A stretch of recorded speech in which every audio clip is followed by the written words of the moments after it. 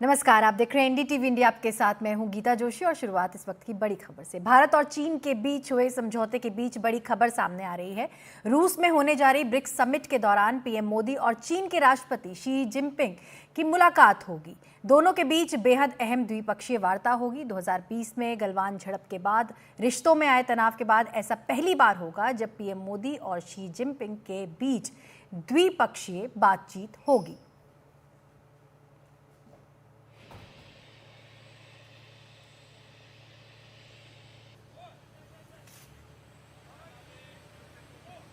I can confirm that there will be a bilateral meeting held between Prime Minister Modi and President Xi Jinping tomorrow, 23rd of October, on the sidelines of the BRICS summit. The exact time and other logistics are being worked out, but the meeting will take place tomorrow. और इस पर ज्यादा जानकारी दे रहे हैं हमारे सहयोगी उमा शंकर सिंह। पिछले कई ऐसे मौके आए जब भारत के प्रधानमंत्री नरेंद्र मोदी और चीन के राष्ट्रपति शी जिनपिंग एक मंच पर होते हुए भी आपस में उन्होंने मुलाकात नहीं की। कभी थोड़ी बहुत प्लेजेंट्रीज एक्सचेंज हुई, कभी जो है आमना सामना हुआ, लेकिन मुलाकात नहीं हुई। अब जो एक सूरत हाल बनी है वो ब्रिक्स समिट के दौरान दोनों के बीच मुलाकात की एक सूरत हाल बनी। इस पर बात करने के लिए हमारे साथ अजय बिसारिया जी हैं। अजय बिसारिया जी, ये जो स्थिति अब बनी है जिसमें दोनों देशों के प्रमुखों के मिलने की बात हुई, आपको क्या लगता है कि अब जो है एक फिर से रीसेट होगा रिलेशन इंडिया और चीन के बीच का?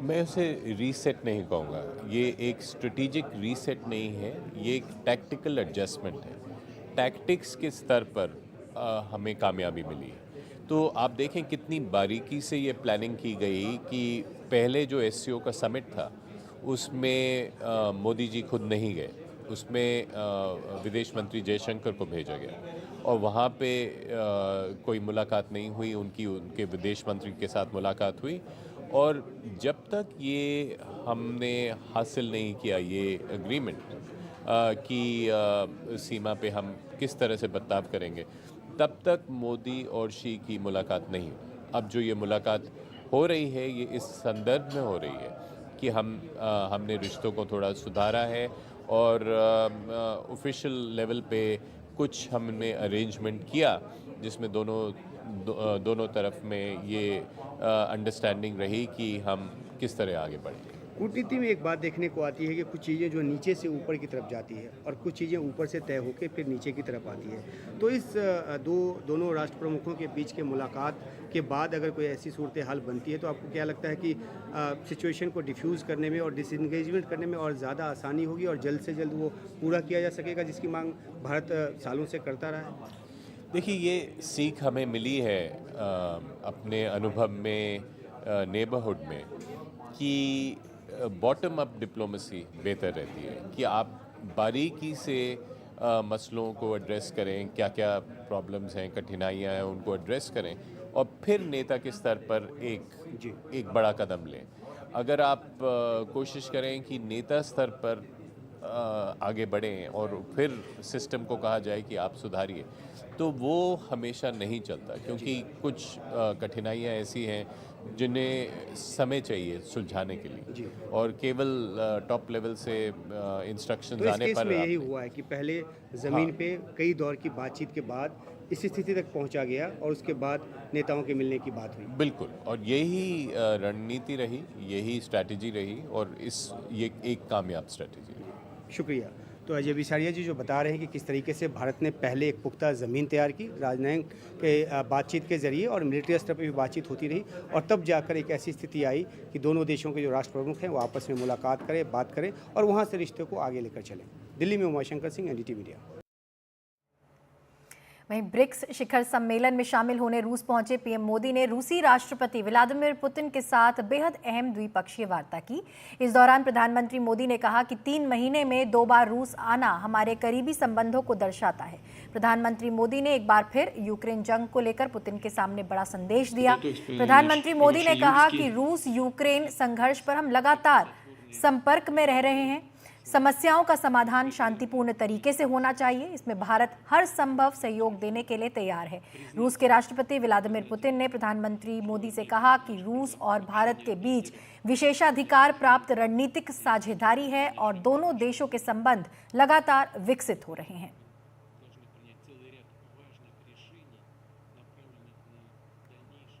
एक्सेलेंसी, रूस और यूक्रेन के बीच चल रहे संघर्ष के विषय पर हम लगातार संपर्क में रहे हैं। जैसा मैंने पहले भी कहा है, हमारा मानना है कि समस्याओं का समाधान शांतिपूर्ण तरीके से ही होना चाहिए। शांति और स्थिरता की जल्द से जल्द बहाली का हम पूरी तरह समर्थन करते हैं। हमारे सभी प्रयास मानवता को प्रमुखता देते हैं। आने वाले समय में भी भारत हर संभव सहयोग देने के लिए तैयार है। वहीं इस अहम द्विपक्षीय वार्ता में एक पल ऐसा भी आया जब पुतिन की बात सुनकर प्रधानमंत्री मोदी खिलखिलाकर हंस पड़े। Принять целый ряд важных решений, направленных на дальнейшее совершенствование деятельности объединения и укрепление многопланового сотрудничества в его рамках. माननीय प्रधानमंत्री जी, У нас такие отношения, что я считал, что вы и так все понимаете. हमारे इतने रिश्ते हैं कि मुझे ऐसा लगा कि आपको कोई अनुवाद नहीं चाहिए। और आगे बढ़ते हैं और अगली खबर बेंगलुरु से, जहां एक बड़ा हादसा हो गया है। बाबूसा पल्या इलाके में भारी बारिश के बीच मंगलवार को एक 7 मंजिला निर्माणाधीन इमारत ढह गई। इस हादसे में एक मजदूर की मौत हो गई है, 5 लोग घायल हो गए हैं और 7 लोग लापता हैं। 8 लोगों को बचा लिया गया है। अधिकारियों ने बताया कि ये घटना ऐसे समय में हुई जब शहर में भारी बारिश जारी है। आपातकालीन विभाग के 2 बचाव वाहन को राहत कार्य में लगे हुए हैं। मलबे को हटाने और फंसे हुए लोगों को बाहर निकालने के प्रयास जारी हैं। बताया जा रहा है कि इस इमारत के लिए सिर्फ 4 मंजिल की इजाजत थी, लेकिन बावजूद इसके बाकी के फ्लोर बनाने का काम किया जा रहा था। सबसे पहले हम आपको दिखाते हैं सीसीटीवी फुटेज। किस तरह से पलक झपकते ही 6 मंजिली इमारत ढह गई। यह हादसा मंगलवार को तकरीबन 4 से 4:30 बजे के आसपास पूर्वी बेंगलुरु के बाबूसापाल्या में हुआ। स्थानीय विधायक बैरती बसवराज ने हमें बताया कि 4 मंजिल इमारत बनाने की इजाज़त थी, 6 मंजिली इमारत बनाई गई, जैसा कि आपको सीसीटीवी फुटेज में भी दिखेगा। साथ ही साथ बैरती बसवराज ने यह भी बताया कि अब तक जो जानकारी उन्हें मिली है उसके मुताबिक इसमें जो मटेरियल इस्तेमाल किया गया था वो बहुत ही लो क्वालिटी का था, जिसकी वजह से ये हादसा हुआ। कई सारी बिल्डिंगें बेंगलुरु में बन रही हैं, वो नहीं गिरी, ये क्यों गिरी, ये बड़ा सवाल था। और इसी के जवाब में उनका कहना था कि जितनी इजाज़त थी उससे ज़्यादा बड़ी बिल्डिंग बनाई गई, अपार्टमेंट्स बन रहे थे। सोचिए अगर ये अपार्टमेंट्स में लोग रहने आ जाते उसके बाद ये हादसा होता तो क्या होता। प्रत्यक्षदर्शियों के मुताबिक और साथ ही साथ जिन मज़दूरों को बचाया गया उनमें से 2 मज़दूर से हमने बात की। उनका कहना था कि 25 के आसपास लोग अंदर थे। कुछ लोग वहाँ पे टाइल्स लगा रहे थे, कुछ बिजली के सर्किट पे काम कर रहे थे, कुछ लोग पानी का पाइप लगा रहे थे। इस तरह के फिनिशिंग टच वहाँ पर दिया जा रहा था जिस वक्त यह हादसा हुआ। जो बाहर की तरफ थे वो भाग निकले, लेकिन जो अंदर थे वो फंस गए। तकरीबन 15 के आसपास मजदूर इसमें अंदर फंस गए थे। 1 की मौत हो गई और जिन लोगों को बचाया गया है उनमें से 4 की हालत गंभीर बताई जा रही है। ज़्यादातर मजदूर बिहार के थे, बिहार के अलग अलग ज़िलों के। सवाल ये उठता है कि इतना बड़ा अपार्टमेंट, 4 मंजिल की इजाज़त थी, 6 मंजिला अपार्टमेंट बीबीएमपी की देख रेख में जब ये बन रहा था, बृहद बेंगलुरु महानगर पालिका के अधिकारियों की देख रेख में, तो कैसे ये सब हो पाया? कैसे 4 की जगह 6 मंजिली इमारत बनी? ये एक जांच का विषय है। अब कई सारे एंगल से जांच होगा।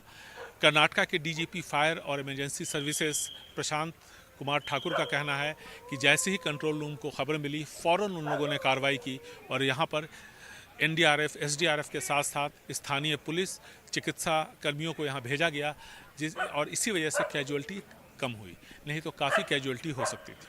बाबूसापाल्या, पूर्वी बेंगलुरु से कैमरामैन कुमार के साथ निहाल किदवई, एनडीटीवी इंडिया। और हमारे सहयोगी निहाल किदवई ने फायर एंड इमरजेंसी सर्विसेज के डीजीपी प्रशांत के ठाकुर से भी बात की। क्या कुछ कहा उन्होंने, वो सुनिए।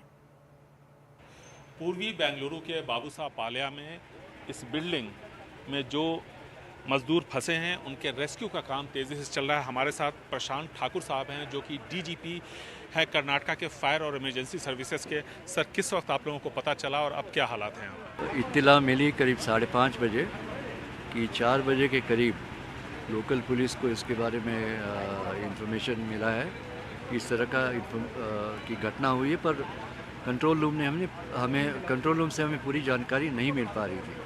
पहले तो फोर्स मोबिलाइज़ किया, उसके बाद यहाँ पहुँचे, तब तक पुलिस और हमारी फोर्स आ चुकी थी। 3 फायर टेंडर्स थे, हमने SDRF NDRF से उनको भी इत्तला की, वो भी आ गए थे। एम्बुलेंस भी पहुँचे हुए हैं। हम एक अभी तक जहाँ तक पता चला है तो एक तो डेथ हो चुका है, 5-6 लोग डेब्री के अंदर हैं, 9 लोगों को सेफली इवैक्यूएट करके हॉस्पिटल भेजा गया है। उनका मेडिकल कंडीशन हम लोग मॉनिटर कर रहे हैं। CM और डिप्टी CM ने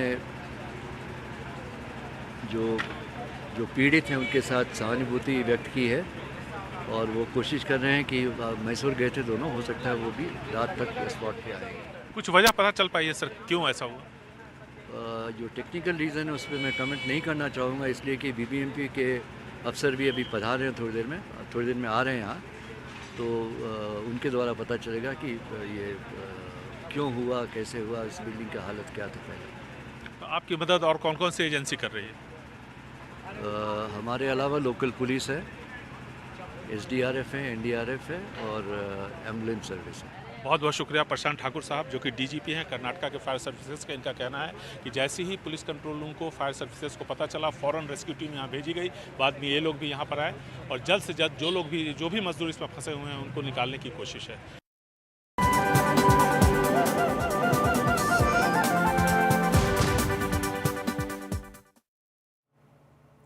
ब्रेक के बाद आपका स्वागत है। पैफ आतंकी संगठन ने दावा किया था कि जम्मू कश्मीर के गांदरबल में आतंकी हमला चीन के मदद के लिए किया गया, लेकिन जांच में फिलहाल कोई ऐसा लिंक सामने नहीं आया है।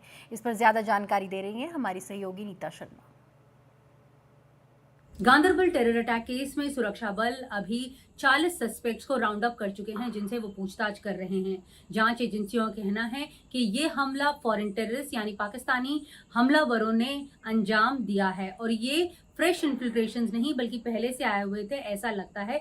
यही वजह है कि उन्हें ये पता था कि उस इलाके की टोपोग्राफी क्या है और किस वक्त जो है वो शिफ्ट के टाइमिंग्स जो हैं वो चेंज होते हैं, और तभी उन्होंने हमला किया। साथ में ये भी सामने आ रहा है जो PAF है, जो एक और टेरर ऑर्गेनाइजेशन है, उसने जो कल बयान दिया था और उसने कहा था कि ये जो अटैक है इसलिए कैरी आउट किया गया था कि आर्मी अपनी डिप्लॉयमेंट्स जो है वो ईस्टर्न बॉर्डर में ना कर पाए, क्योंकि ये उनके इंटरेस्ट के खिलाफ है और चाइनीज इंटरेस्ट के भी खिलाफ है। फिलहाल जांचकर्ताओं का कहना है कि इस हमले में कोई चाइनीज कनेक्शन जो है वो नहीं निकला है, बजाय इसके जो PAF ने जो क्लेम किया है। साथ में ये भी सामने आ रहा है कि जो काउंटर इंटेलिजेंस कश्मीर की जो यूनिट्स हैं उन्होंने आज एक मेजर ऑपरेशन किया और उन्होंने रेड्स की। कई डिस्ट्रिक्ट्स में ये रेड्स की गई थी, जिनमें श्रीनगर, गांदरबल, बांदीपुरा, कुलगाम, बडगाम, अनंतनाग और पुलवामा थे।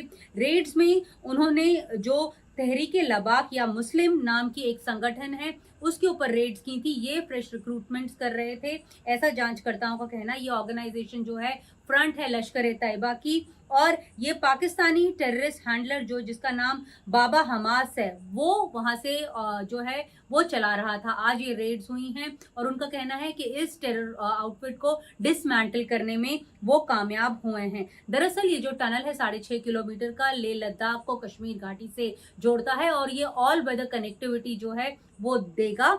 माना जा रहा है जो आतंकी हैं उन्होंने अटैक करके ये साबित करने की कोशिश की है कि ये कनेक्शन जो है वो बन ना पाए। हालांकि जो भारत सरकार है उनका कहना है कि जो काम है वो समय सीमा पे चल रहा है और नवंबर के अंत तक इस टनल को जो है वो इनॉग्रेट किया जाएगा। नई दिल्ली से नीता शर्मा, NDTV इंडिया के लिए। भारत में जल संकट अब एक वास्तविकता बन चुका है। देश और दुनिया के अधिकांश शहरों में पानी की भारी कमी देखने को मिल रही है। जल स्रोत सूख रहे हैं और हर साल लाखों लोग पानी की किल्लत झेलने को मजबूर हैं। लेकिन इसी बीच कुछ ऐसे भी लोग हैं जिनके लिए जल संरक्षण ही उनकी जिंदगी की प्राथमिकता है। जल शक्ति मंत्रालय के तहत जल संसाधन, नदी विकास और गंगा संरक्षण विभाग ने 5वें राष्ट्रीय जल पुरस्कार 2023 के विजेताओं को सम्मानित किया। सभी विजेताओं को ये सम्मान राष्ट्रपति द्रौपदी मुर्मू द्वारा दिया गया। कभी अपने पानी के संकट के लिए चर्चा में रहने वाले ओडिशा को राज्य की श्रेणी में पहला स्थान मिला है। उत्तर प्रदेश को दूसरा और गुजरात और पुडुचेरी को तीसरा स्थान मिला। हम लोग एक्चुअली लास्ट ईयर भी उड़ीसा को नंबर 2 बेस्ट स्टेट में हम नंबर 2 थे, तो इस बार हम लोग की पूरी कोशिश थी कि हम नंबर 1 हो।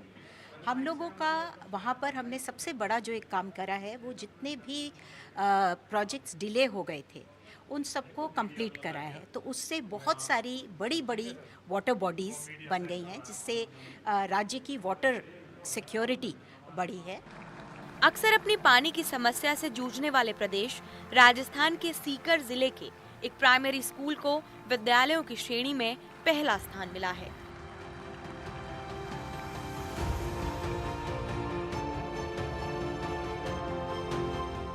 बच्चों से जैसे वृक्षारोपण के अंदर किस प्रकार से एक वृक्ष को सुरक्षित रखा जाए ताकि वो मतलब जिंदा रहे, और उसमें कम पानी में कैसे वृक्ष को लगाया जाए, इस प्रकार से उनमें जागरूकता फैलाने के लिए उससे डिबेट प्रतियोगिताएं, पेंटिंग प्रतियोगिताएं, एसे राइटिंग, पत्र वाचन, इस तरह की अनेक गतिविधियां करवा के उनके जागरूकता फैलाई गई। उनमें संयुक्त विजेता हैं उत्तर प्रदेश से बांदा। ये पुरस्कार 9 श्रेणियों में दिए गए, जिनमें राज्यों, जिलों, ग्राम पंचायतों, स्कूलों, कॉलेजों, उद्योगों, जल उपयोगकर्ता संघों, संस्थानों और नागरिक समाज संगठनों के योगदान को मान्यता दी गई है।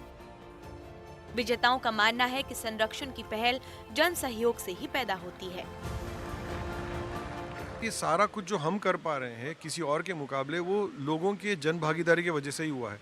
तो हम लोग के पास एक यूथ लीडरशिप ट्रेनिंग प्रोग्राम करके, जहाँ पर भी हम काम शुरू करते हैं पहले एक यूथ लीडरशिप ट्रेनिंग प्रोग्राम करते हैं, जिससे सारे लोगों को जोड़ना, उनको समझाना कि भाई ये पानी जो है आज अगर हम वेस्ट करें तो कल हम ही को दिक्कत है। कई लोगों को क्या लगता है कुछ नहीं होगा जी, हमारे पानी वेस्ट करने से क्या होता है, या तो ये जो भ्रम है ये निकालना कि हम इसमें भाग ले सकते हैं, उसका हम योगदान दे सकते हैं, और उसको हम लोग वाटर लिटरेसी प्रोग्राम करते हैं। गाँव-गाँव में ये हमने किया है। ओडिशा के बलांगीर जिले में जल संरक्षण 2018 में शुरू किए गए इन पुरस्कारों से आज आम लोगों का मनोबल बढ़ रहा है और जल संरक्षण की दिशा में कई नए काम किए जा रहे हैं। दिल्ली से मानसी जोशी की रिपोर्ट, एनडीटीवी इंडिया के लिए।